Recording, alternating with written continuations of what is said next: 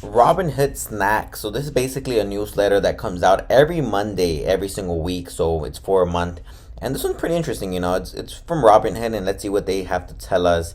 So it says, "Hey snackers, happy Tuesday, 22222." Something else that looks identical.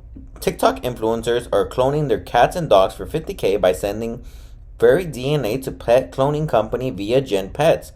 Same one that cloned Barbara Steiner's beloved Sammy. Stocks fell. Yeah, wow, that is creepy. I'm not gonna lie, but that is weird. Stocks fell last week amid worries that Russia was preparing to invade Ukraine. Yesterday, Russian President Vladimir Putin ordered peacekeeping troops into a pair of breakaway regions of eastern Ukraine after recognizing their independence, in a major escalation of tensions that sent global stocks down and oil heading up into a shortened trading week. Yeah, this thing with Putin and invading, it's I'm over it, you guys. Let's just come on. Can we all be friends? Reopening media is building, but there's a dark cloud over it, and your wallet feels it. Feels so normal, it's abnormal. Walking to the restaurant bathroom unmasked, we thought back to normal was happening this winter until Omicron. But now that cases have won and proven less severe, and national reopening mania has started for real. Anticipation is growing. Restrictions are falling daily. Half of US states have ditched mask mandates over the past month, and even the CDC wants to give people a break. Lots of Super Bowl fans were unmasked at the sold-out stadium, and Coachella and Stagecoach say they won't have COVID-related restrictions when their festivals return in April. I'm really happy for this, you guys. I want COVID to just be behind us and go back to normal. Who doesn't, right? Spending is up. January saw the strongest monthly gain in retail sales since March 2020 when the first stimulus checks hit. Retail sales were up 4% from December, you guys. Take a look at your friends' social media posts. Everyone's buying stuff except me because I don't have money. But everyone has cash. I don't know where people are getting it from, but people got cash. Travel is rebounding, and Marriott, Hilton, and Airbnb expect global travel to surpass pre-COVID levels this year. I hope so. I really want travel to go back to normal, you guys. It stimulates the economy, and I think it's healthy for everybody. We need money to go around. Why not? We need to have fun and recover from all the time that we spend at home. But there's a dark cloud over reopening. What is it?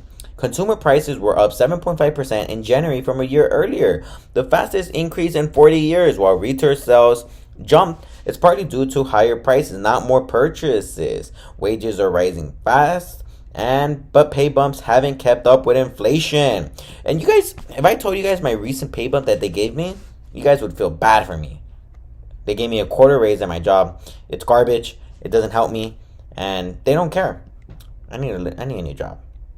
Consumers are feeling it, especially low-income Americans. Food prices are up 7% from a year ago, and gas is up 40%. Walmart, the consumer bellwether, says shoppers are on the edge about grocery bills. Meanwhile, consumer sentiment is at a decade low.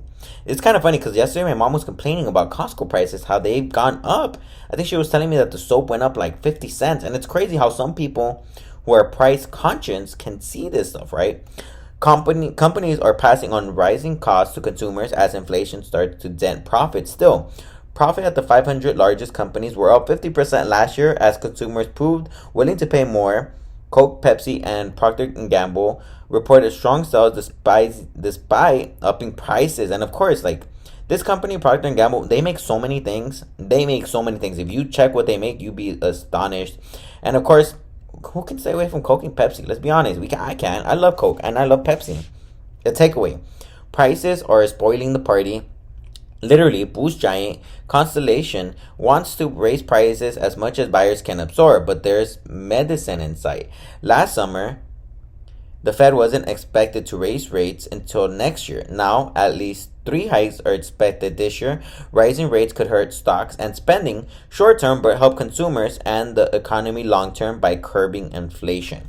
And they really need to get inflation under control, you guys. Like it's crazy how much everything costs. Like my dollar just does not buy what it used to.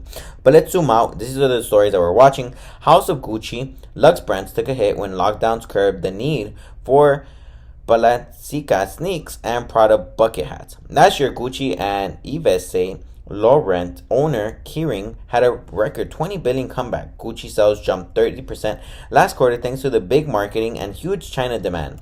Luxe giants like Kering and LVMH are well positioned as price rise their customers are less price sensitive, and higher prices equals exclusivity. Now, Lux brands are looking to the metaverse. Last year, a Gucci dip purse sold on Roblox for nearly 20% more than the leather version.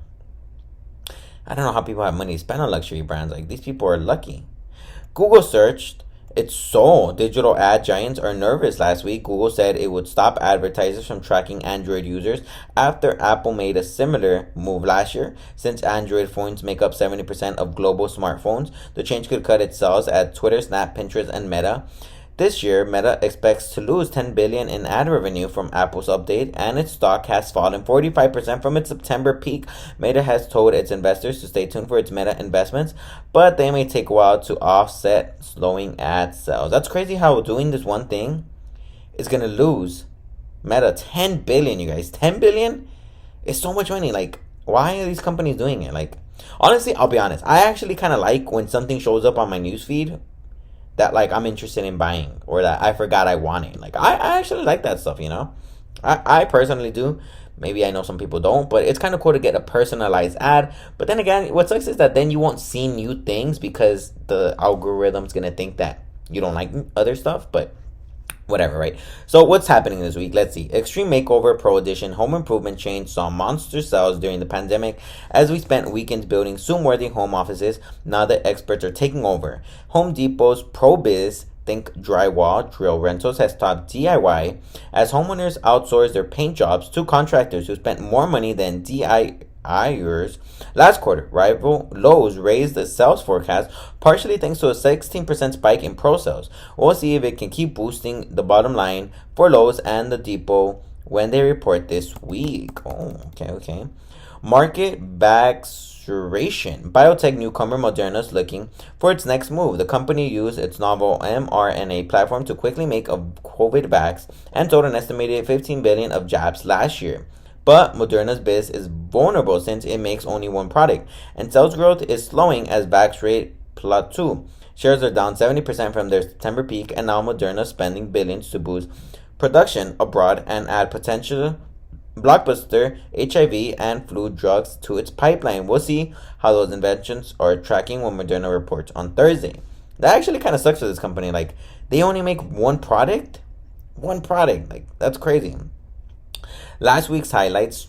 Chipper. Good news regarding your back-ordered laptop. Last week, Intel said it was buying Israel's chip maker Tower for $5.4 billion to boost production. Chip and EV giants have pledged billions to ramp its U.S. manufacturing.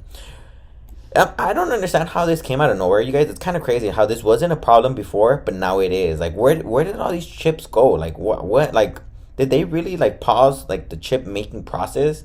Well, I mean, I guess it did, right? But ripe avocados are about to cost more. Green. Avocado prices are rising after the U.S. banned imports from Mexico when a U.S. food inspector was threatened amid cartel chaos. Mexico supplies 80% of the U.S. avocados.